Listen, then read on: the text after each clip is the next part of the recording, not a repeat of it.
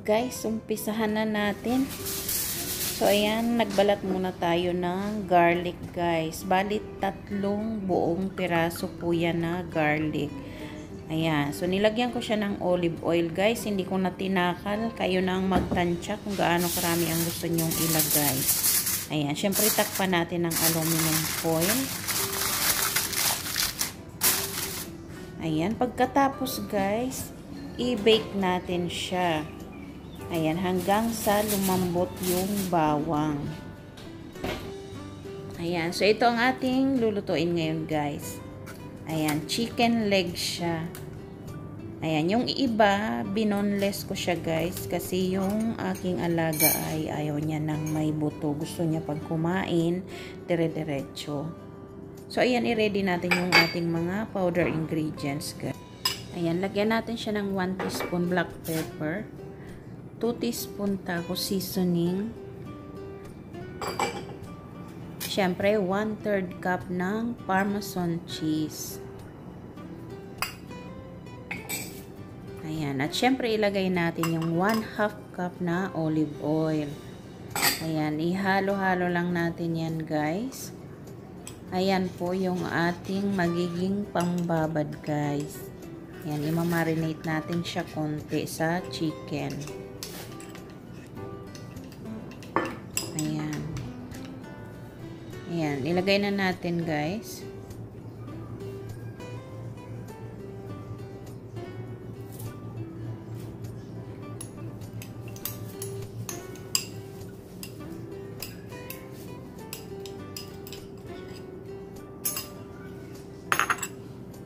Ayan. Siyempre, huwag kalimutan.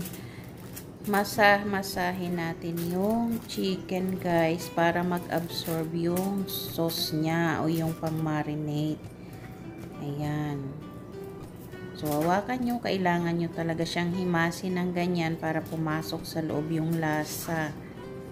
Ayan. So, konti lang yan guys kasi kapag ini-oven nyo na yan, magdadagdag yan ng sauce. Siya nga pala guys, hiniwaan ko yung chicken na yan sa loob para mas mag-absorb yung sauce niya.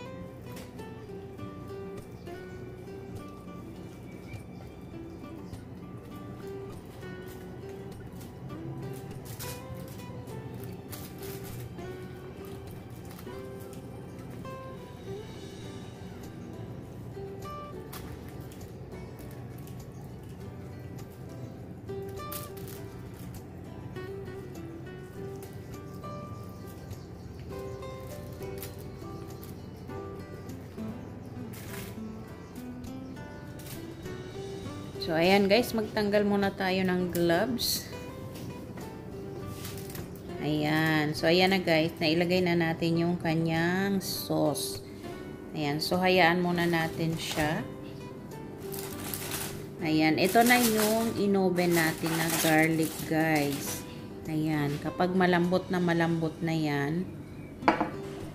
Ayan magiging itsura niya guys. Oh.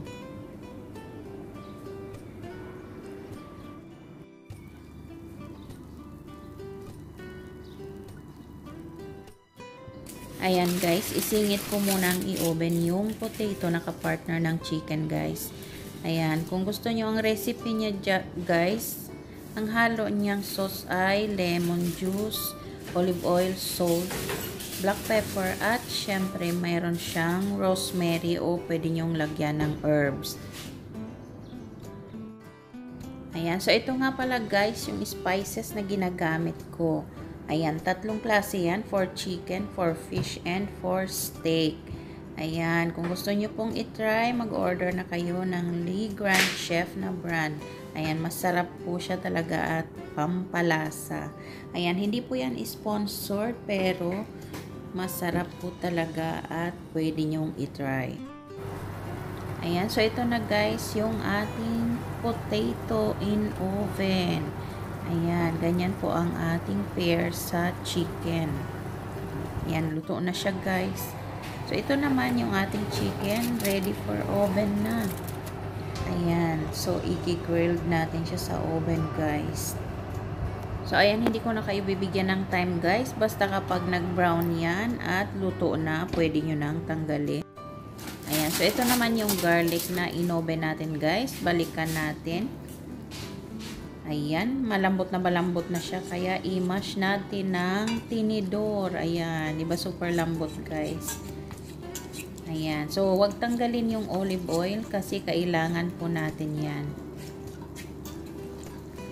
At okay lang po yan dahil healthy naman yung olive oil. So walang problema kahit marami siyang nakalagay guys. Gamit na gamit po yan for salad. Kahit sa anumang mga recipe dito ng pagkain, gamit na gamit ang olive oil dahil healthy po yan na oil. Ayan, so ilagay natin yung Parmesan cheese guys. Siyempre nilagyan ko siya ng sweet and sour na spring roll sauce. Ayan. At syempre nilagyan ko rin siya ng parsley, ng salt,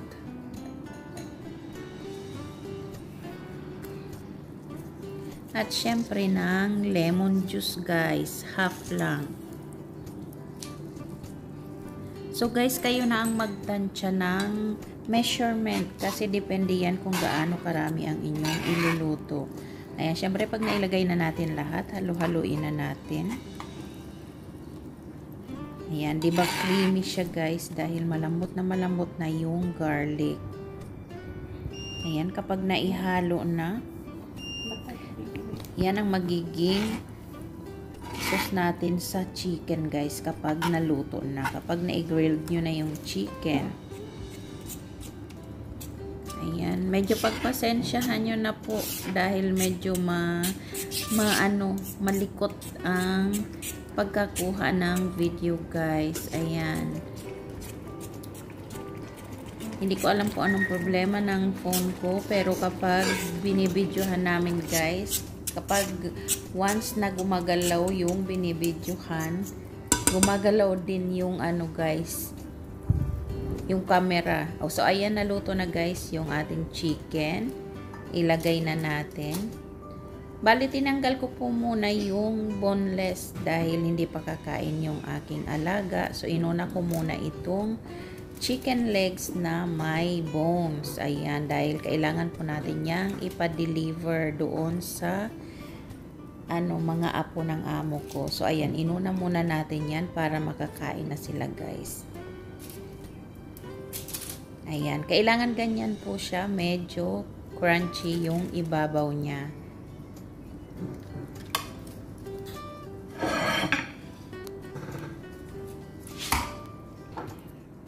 Ayan, syempre ilagay natin sa ibabaw yung garlic na minash natin guys. Ayan, yung mag-a-add ng lasa sa chicken. May lasa na pong dati yung chicken dahil minarinate natin siya. Pero ito po yung additional na magpapasarap at magbibigay ng buhay na lasa sa chicken. Ayan guys. So pwede nyo po yung itry dahil napakasarap talaga.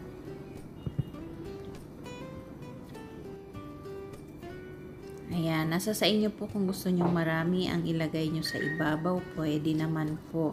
Ayan yung mga mahihilig sa garlic dyan. Ayan, pwede po. Siguradong magugustuhan nyo ang lasa nyan.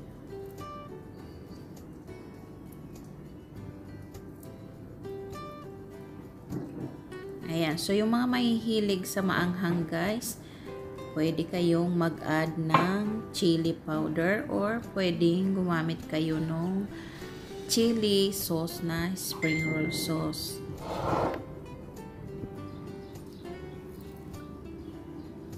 Ayan guys, ready na ang ating chicken.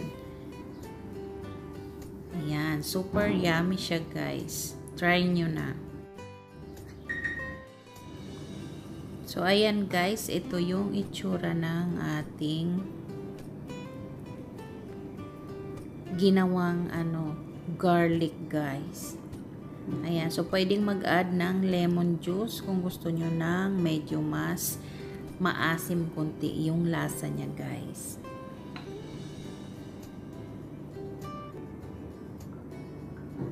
At syempre, pwede kayong maglagay ng chili powder kung gusto nyong medyo maanghang.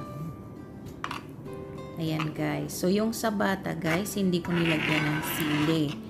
Dahil mga bata nga ang kakain, syempre ayaw nila ng maanghang. So dahil ang kakain na ngayon guys ng boneless chicken ay yung alaga ko. So nilagyan ko siya ng sili. Ayan. So luto na yung ating boneless chicken guys. Lagyan natin siya ng garlic sauce sa ibabaw. Ayan. Diba? Mas marami yung nilagay ko guys.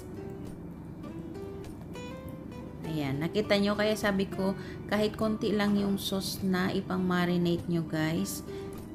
Magsusos po yan ng kusa kapag inilagay nyo na sa oven. Ayan. So, damihan lang natin dahil masarap kapag maraming ganyan guys.